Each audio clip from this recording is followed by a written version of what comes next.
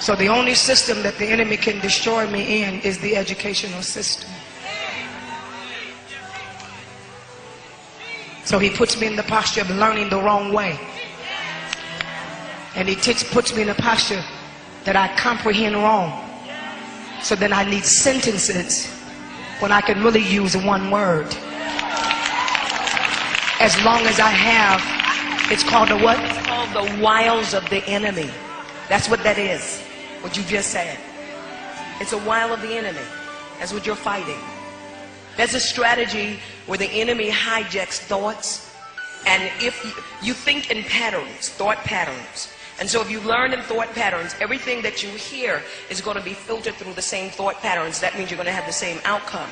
So when the word comes, it comes as an engrafted word which changes on the inside. It attaches itself to a thought and it changes it. But the first time when you engraft the word of God, it falls off because it looks foreign. God has to reattach it. That's why it's called the man shall not live by bread alone, but every word that proceedeth out of the mouth of God is proceeding so that it could stick to your spirit.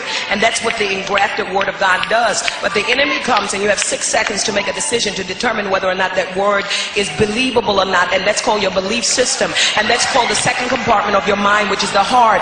David said, thy word have I hid in my heart that I will not sin against you, because your belief system determines your action.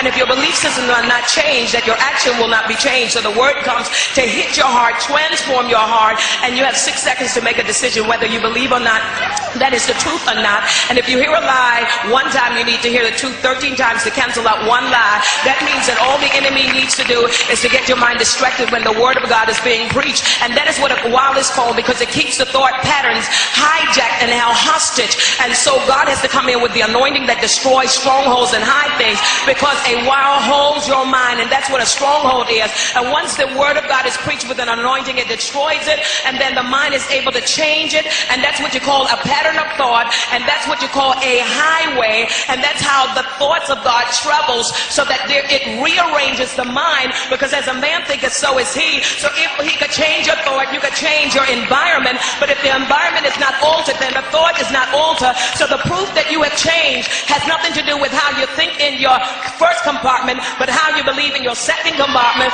so that whatever you think becomes a reality, so that you don't need to speak anymore. But because speaking is the second conduit of any change, God has to allow the word of God to be hidden in your thoughts. Now your thought is responsible for 80% of your language, and your language is called an internal dialogue. That means nothing that I say on the outside, if my internal dialogue does not line up with it, that means that I will not have any manifestation. So therefore God has you rehearsing, and the rehearsal of the word of God is called meditation. And when you have meditation, that's where prosperity comes.